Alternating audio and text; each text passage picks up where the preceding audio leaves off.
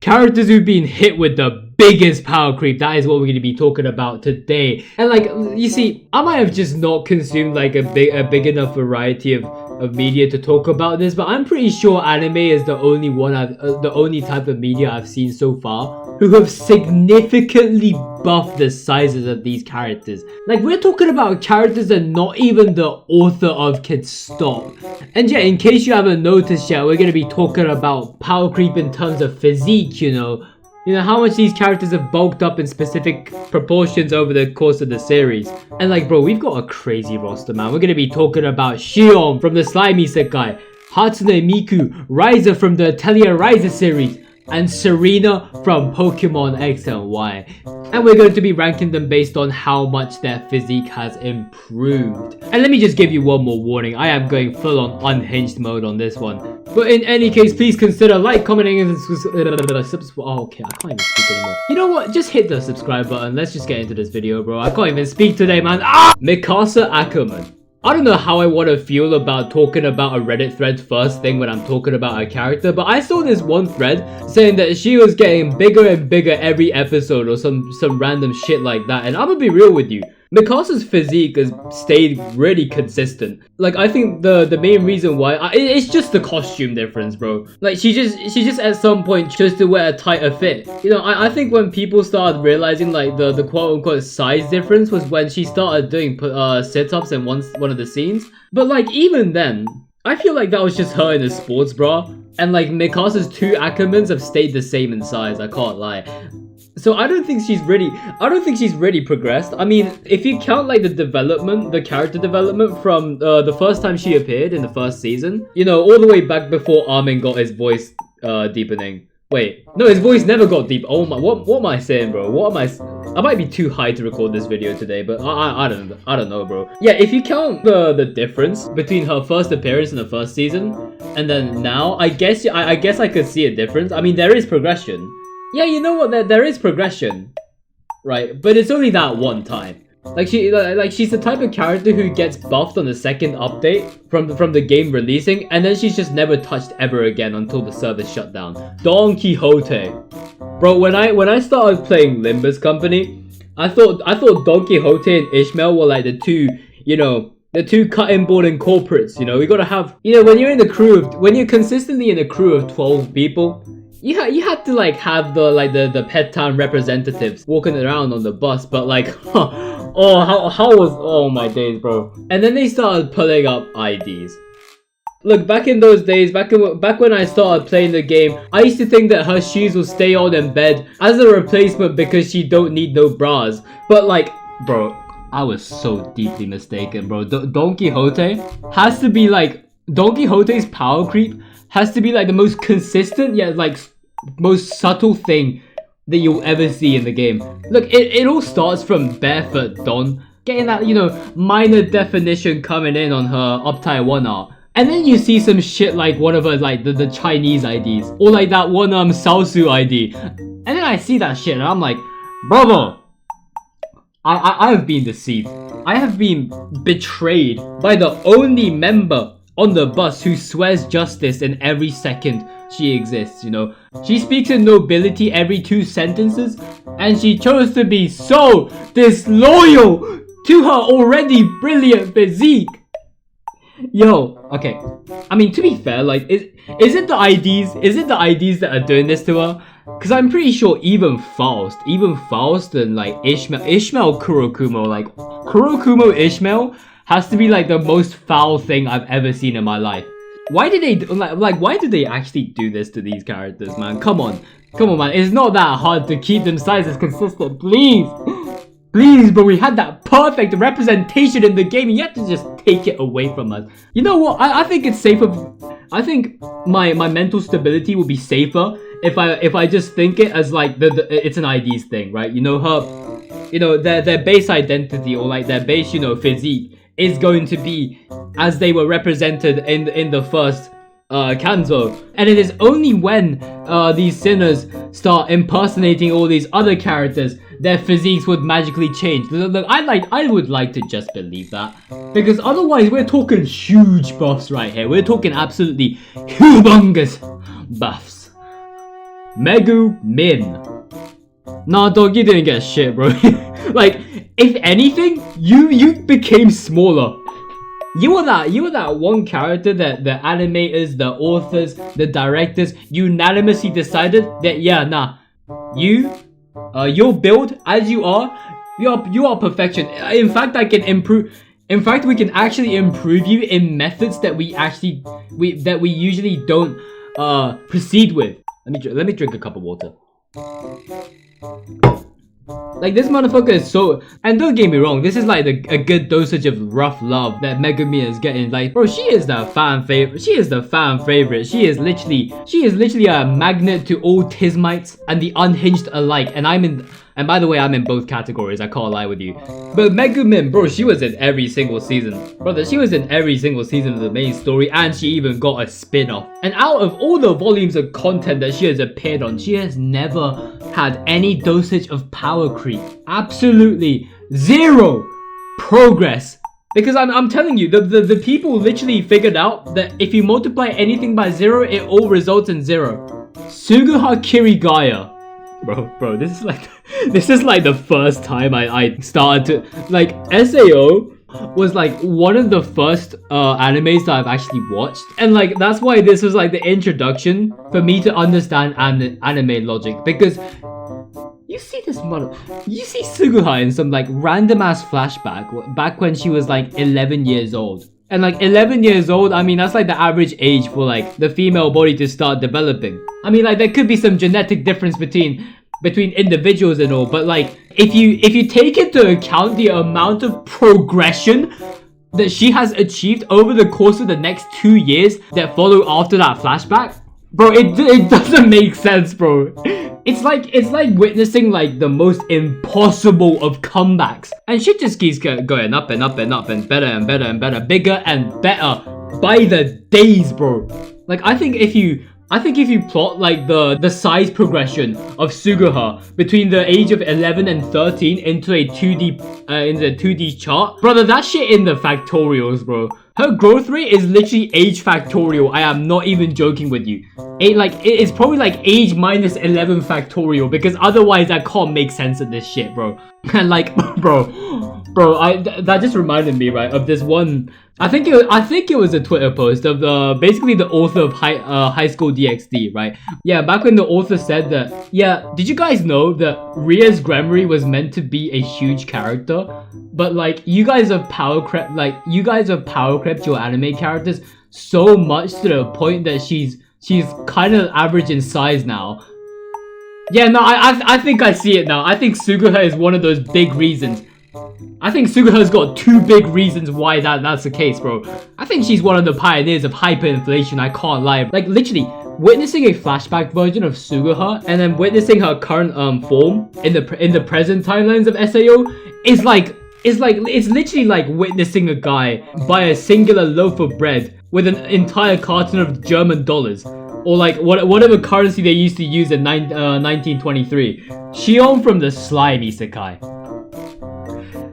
Look, so like, you know how I was talking about the author of High School DxD? Brother, you know it's crazy when you hear me say what I'm about to say, because at least the quote that I pulled out was from an author that's separate to the character I'm talking about. The franchise, the character, the author is complete. Okay, but oh my days. At least the author is different to the person that made the character. Shion, over the course of the slime anime, like, don't get me wrong, from the very beginning of the series, Shion was a muscular woman, you know, specifically on the pectoral muscles. And then, like, I'm pretty sure at some point the author had to step in and be like, yo, I appreciate the view that Rimuru is getting when he sits on Shion's lap and all, but like, could you guys just like calm that shit down just a little bit, you know? You see, I kind of planned Shion to be big, but just not that big. And the animator's response to that, you know, it was literally a request directly from the author of the series. And the animators, deadass just responded with a thumbs up emoji. And then on the next season, they made it bigger. Like, bro, you can't. Not even the author can stop this motherfucker's progression. It is so insane to me. It is so insane to me that the directors have done that.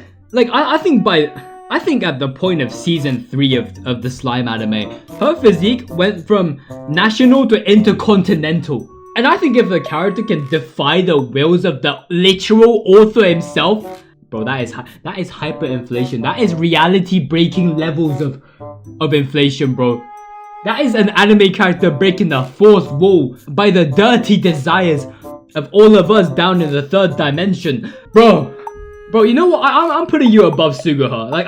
I'm sorry, bro. I meant to put Suguha into the tier list to be like the reigning queen of character development, but like, you just can't beat Shion, bro. It's kind of insane. Herta. Hoyoverse got the memo on this one. I can't lie with you. You know, when you're introduced with a character who actually turns out to be a doll, or like one of the dolls among the massive army of all these midget helplings, you know. You'd think that the big mummy progenitor of all of those dolls would be, you know, rocking up with that very motherly presence. Ladies and gentlemen, let me just introduce you, the emanator of erudition. Look, don't get me wrong, she may be taller, but compared to the dolls that she has produced, who are meant to be like the younger version of herself, there's a certain part about her that hasn't grown up that much. And like, bro, hear me out when I say this. There's a law reason. There is a law reason to that. It is because, okay, let's talk about like the initial question, you know, that you would ask. If Herta could make those dolls, then why didn't she make them have some, you know, extra assets over herself? And there's a really simple answer to that, and that answer is literally that Herta has the most self-centered, perfect barrier of a personality.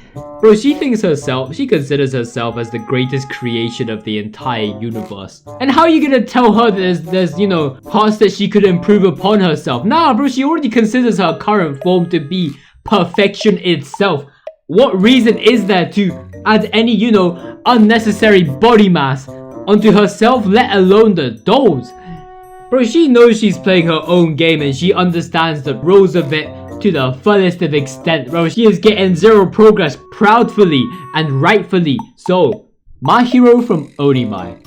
Look, usually speaking, when you regress somebody's age, okay, that's a crazy thing to say, by the way. But like, when hypothesizing like a scenario, when somebody grows younger than their current form, you know, you would think that they would have some smaller proportions than their grown up older self. Nah, bro, here's a little cheat code for you.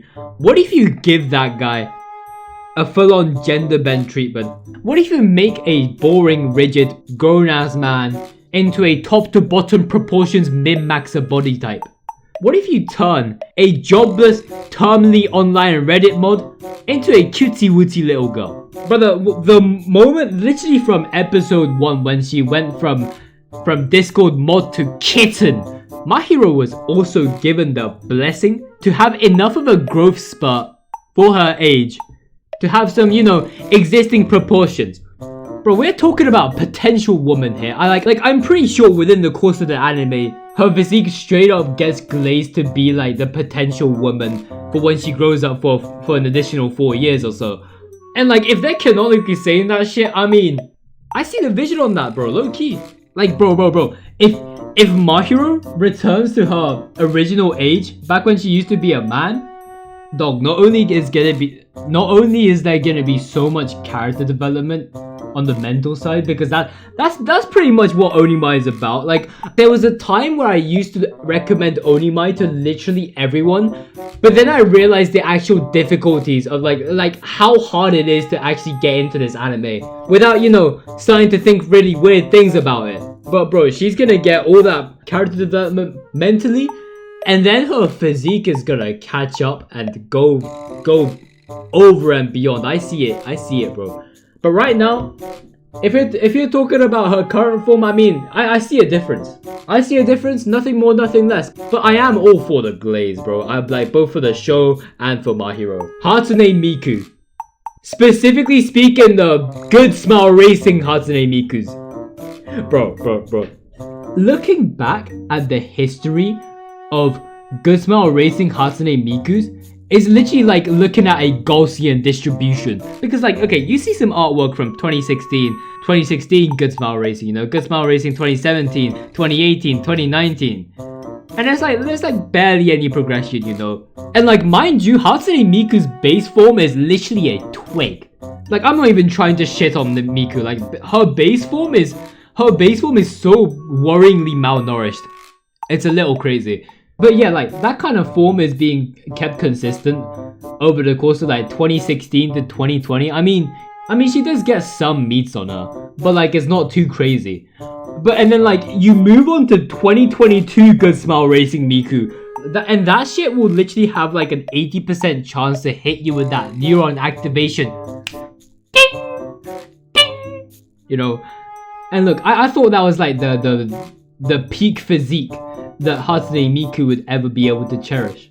Like you could tell she was on a good diet in 2022. And you thought I've said enough about her progression. Oh my lord, the 2023 Good Smile Racing Hatsune Miku. What did they do to her? How much calories did they feed her, bro? Like, I'm not even joking. When the artist of the 2023 Miku pulled up a reference for her body type, I bet they deadass were like, yo, Loki, Miku shouldn't be built like that, you know? I got my own taste and I'm real with you.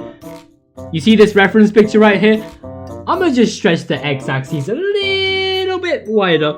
And then shit just resulted in a disaster. Like, bro, if like the body type progression for Aloy from Horizon Zero Dawn went the wrong way, Good Smile Racing Miku had it the right way. Like, if Ubisoft was to ever make another Horizon Zero... Okay, a small cut in here. I just realized that the Horizon series is not made by Ubisoft, but actually Sony. And I'll be real with you, when it comes to Horizon, I'll be like a complete larper because I've actually never played a single series of them. But you know, you gotta cut me some slack and all, you know what I'm saying? Bro, 2023 is like the pinnacle of assets that she has like received, and like, it's absolutely insane. And like, I mentioned the Gaussian distribution because it does calm down for 2024 and 2025. I think the 2025 one's artist was Kei Mochizuki. That is the only artist I know out of all the Good Smile Racing Mikus, by the way. You know, I low-key need to pattern up on the knowledge on that part, but like, if we're talking shit from up to like 2023, brother, that is some huge buffs, bro. Brother, you gotta check out the progression yourselves. It is absolutely mad. Serena from Pokemon X and Y. Bro, you know it's kind of crazy when I say this, but like, can Pokemon fans keep their shite to the Pokemon? Because like, bro, like, there was a time when I was talking to a guy and he was like, yo, did you know that Serena came back in the Pokemon series? And this is like a long time ago. I don't even remember when. But I was like, what? Serena's back? Because, you know, she was basically one of my favorite characters from my childhood, you know. She was basically like a core part of my younger days. And then man shows me a picture, you know, just a picture of a reappearance within the series. And mind you, I haven't watched like the anime version of Pokemon ever since X, Y, and Z. But yeah, I look at the picture, right? And then there's this like suspicious highlight going around a certain area of her body. And I'm like, I look up at this guy. And he's like, yeah, do you see that growth right there? Yeah, I'll tap that. What? Yeah, no, Cynthia's old news, bro. Low punny ain't gonna do shit to me anymore. I'm gonna be over here putting Serena into the basement and going. Okay, so like, completely unrelated question. Do you play Blue Archive, by the way? No, of course I don't play Blue Archive. I'm not one of those barbaric pieces of.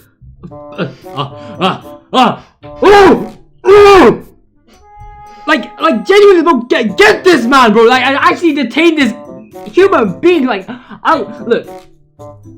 I used to think I used Blue Archive as a metric for like, you know, mentally unhinged people.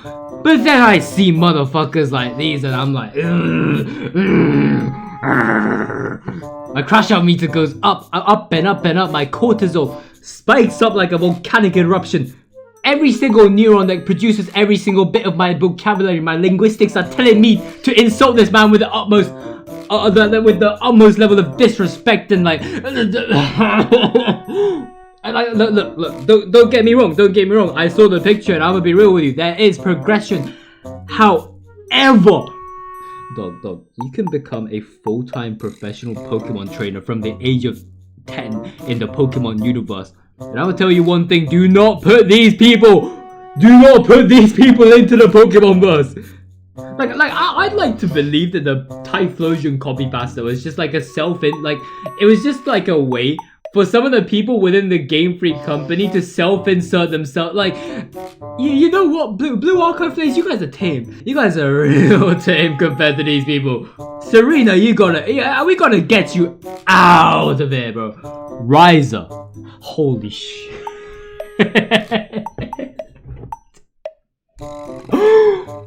Bro, again, I'm gonna be recycling this analogy for her. Imagine for every single sequel of the Atelier Ryza series, they gave the artists a model of her with the x-axis just stretched a little bit too much.